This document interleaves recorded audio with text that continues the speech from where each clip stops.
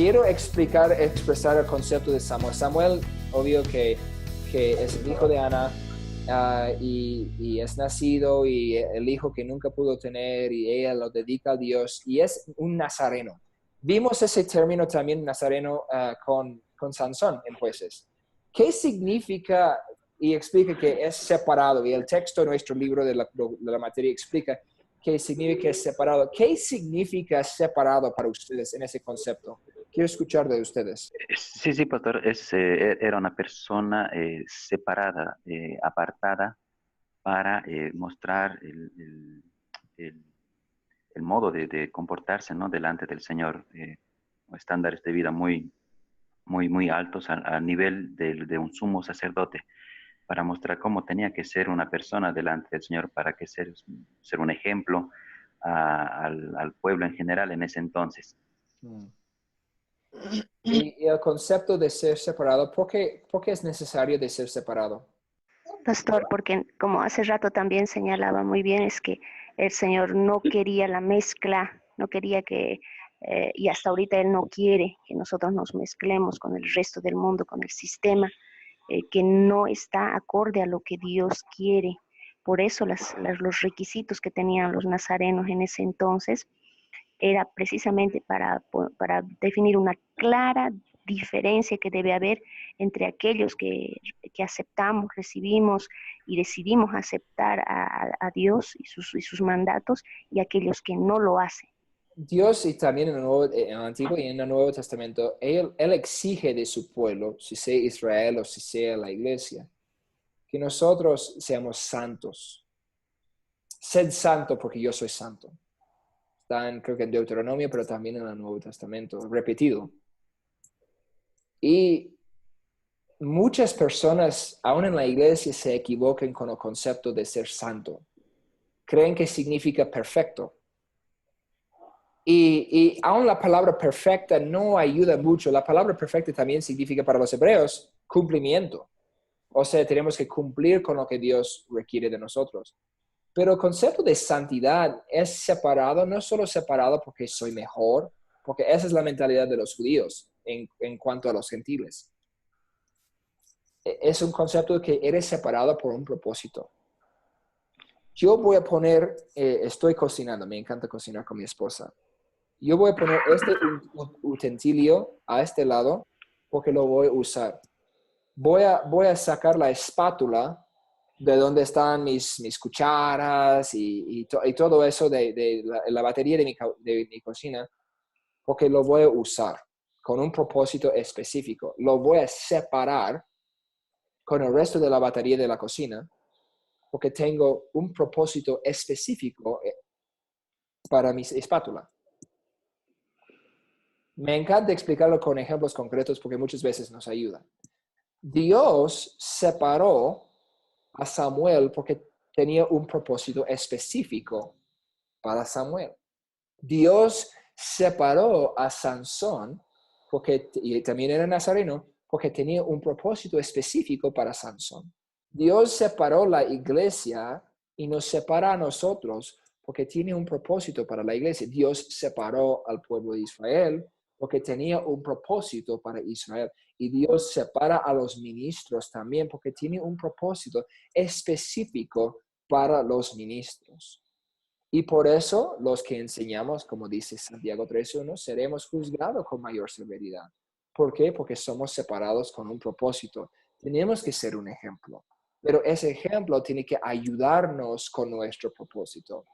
Y entonces el concepto de santidad no necesariamente significa perfección. Sí hay un parte en eso, pero significa que somos separados de lo común porque tenemos una tarea diferente.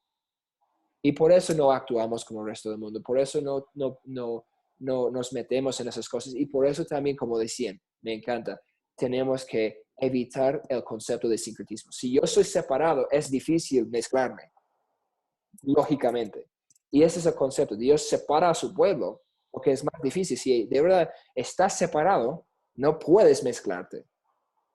Y ese es el concepto. No es la idea, tengo que ser perfecto. No, es que yo tengo un propósito diferente que otras personas en este mundo. Y si yo trabajo bajo esa mentalidad, desde esa perspectiva, me ayuda mucho más cumplir con mi llamado para el Señor. Samuel es lo mismo. Dios tuvo un propósito específico cuando lo llamó. La petición de un rey. Primero de Samuel 8. El pueblo de Israel, ya Samuel es actuando como profeta, es el último juez, está mayormente gobernando casi todo el pueblo de Israel, no solamente una parte. Ya avanzamos un poco y le dice a Samuel, queremos un rey, queremos ser como los demás. Queremos como las otras naciones. Y por fin Samuel le dice, no, porque ustedes van a hacer, y empieza a profetizar de toda la maldad que ellos van a hacer. Y él va a ser malo con ustedes, y empieza a profetizar de la maldad, no solo de Saúl, pero también qué pasa con Roboam y los reyes de Israel y muchos de los reyes de Judá. Y ellos lo trataron mal. Pero interesante lo que vemos en este concepto, y por eso estoy destacando el concepto de separado de un nazareno. Samuel es separado como nazareno. Él tiene que actuar diferente, es santificado. No es un santo como concepto de la Iglesia Católica, pero con el concepto de ser separado. ¿Y qué pide el pueblo de Israel? Ellos piden un rey porque queremos ser como las otras naciones. O sea, ellos quieren el opuesto de ser separado. Quieren mezclarse, quieren ser como los demás, quieren ser como los otros. Es el opuesto de la separación, es el opuesto de la santidad. Y ven lo que está pasando en la narrativa. Es algo sutil, pero lo que el autor de este libro está intentando mostrar es que Dios separa al pueblo de Israel y Israel está intentando luchar con eso, como un niño. Y igual, mi hijo recién estaba subiendo y dije, no, pero quiero esto. Y dije, no, tienes que bajar, estoy en mi clase, estoy con mi grupo, con ustedes. Y dice, pero no quiero eso. Y dije, no, esto es lo que tienes que hacer. Y mi hijo dice, no, pero no quiero, yo quiero esto. Quiere desobedecer. El pueblo de Israel es igual. Dios dice, esto es lo que tienes que hacer. Y ellos dicen, pero no quiero esto, quiero lo opuesto. Y es exactamente lo que pasa. Y ellos empiezan a cumplir con ese mismo ciclo que vimos en el libro de Jueces.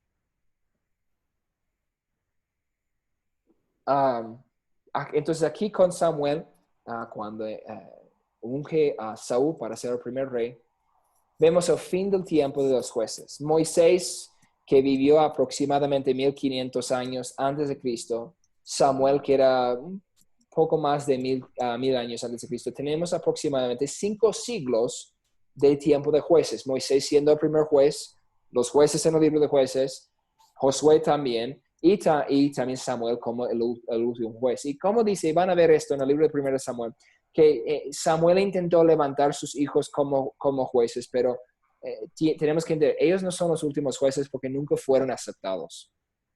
Eran hijos malos, no hizo buen trabajo como padre, y eso a veces pasa como ministro, es otra lección.